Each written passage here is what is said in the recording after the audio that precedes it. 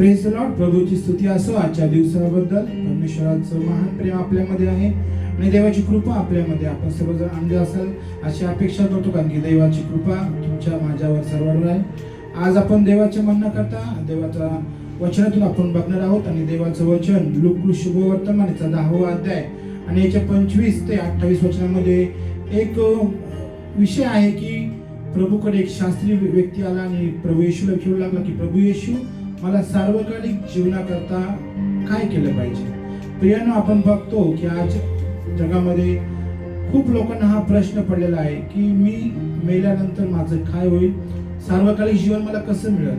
आणि आपण सर्वजण ख्रिस्ती या नात्याने आपण आशा धरतो की प्रभू येशूमध्ये आपण सार्वकालिक जीवन प्राप्त करून घेणार आहोत. या शास्त्राला एक जो प्रश्न पडलेला आहे तो म्हणतो की प्रभूला आपल्या येशूला गुरुजी म्हणत आहे.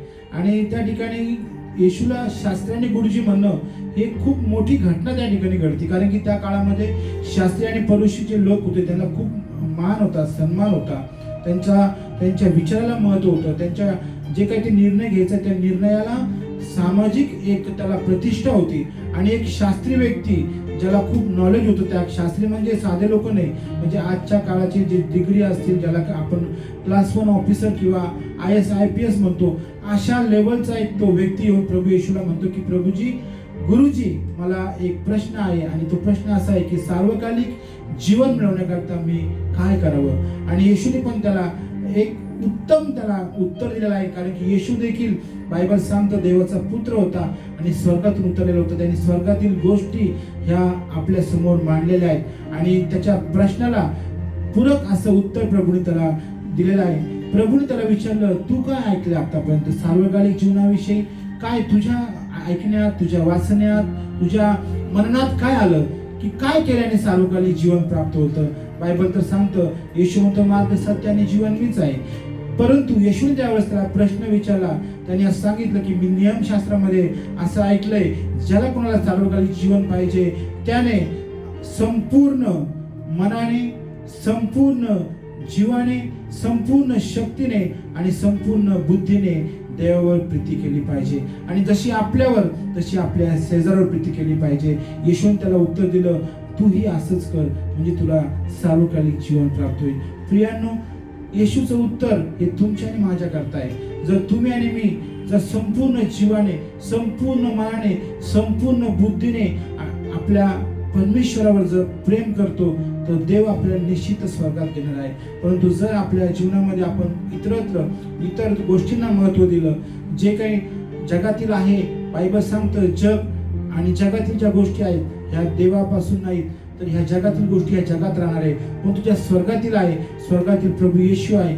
आणि येशूचं वचन जोपर्यंत आपल्यामध्ये आहे तोपर्यंत आपण स्वर्गाचे वारीस आहोत. परंतु जर आपण जगाला स्वीकारलं आणि जगाच्या नियमाप्रमाणे आपण जीवन जगलो तर आपल्याला कदाचित स्वर्ग मिळणार नाही.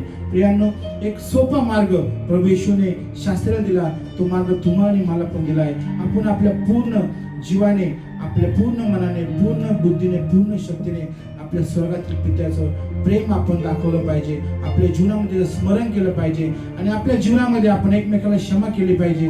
बायबल सांगतं आपल्या शेजाऱ्यावर तू स्वतःसारखी प्रीती कर. जर तुझ्या शेजारी तुझ्याविषयी जर तुझ्या मनात तुझ्या शेजाऱ्याविषयी जर द्वेष असेल, क्रोध असेल, तर कदाचित एक शेजारी तुम्हाला स्वर्गामध्ये जाण्यापासून थांबवू शकतो.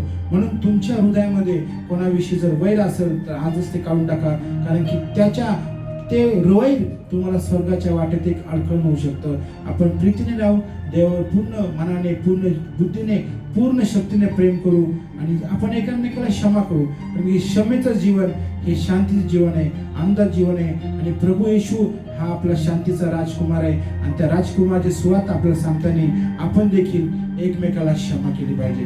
प्रभूच्या वचनातून परमेश्वर आज तुम्हाला हा संदेश देत आहे की आपण एकमेकाला क्षमा केली पाहिजे, आपल्या देवावर पूर्णपणे आपण प्रेम केलं पाहिजे. केवळ दाखवण्यापुरतं नाही तर हृदयापासून प्रभूला आपण हाक मारून त्याच्यावर आपण प्रेम केलं पाहिजे. प्रभू तुम्हाला येणाऱ्या दिवसामध्ये तुम्ही जर देवावर प्रेम केलं तर तुमच्या जीवनामध्ये एक अद्भुत बदल घडणार आहे, एक अद्भुत गोष्टी तुमच्या जीवनामध्ये घडतील आणि तुम्ही सांगाल की मी जेव्हापासून माझ्या येशूवर प्रेम करायला लागलो तेव्हापासून माझे जीवन बदललेलं आहे. येशूवर प्रेम करा, तुमच्या शेजाऱ्या पाजाऱ्यावर प्रेम करा, तुमच्या चर्चवर प्रेम करा, तुमच्या पालकांवर प्रेम करा, तुमच्या भावावर प्रेम करा, तुमच्या बहिणीवर प्रेम करा, तुमच्या कौटुंबिक जीवनामध्ये जे जे व्यक्ती आहेत त्यांच्यावर प्रेम करा. बघा परमेश्वर तुम्हाला किती आशीर्वाद करणार आहे. प्रभूची स्तुती असो आजच्या दिवसाबद्दल. हे शास्त्र भाग आपल्या प्रत्येकाकरता आशीर्वादाचा हो. आमेन.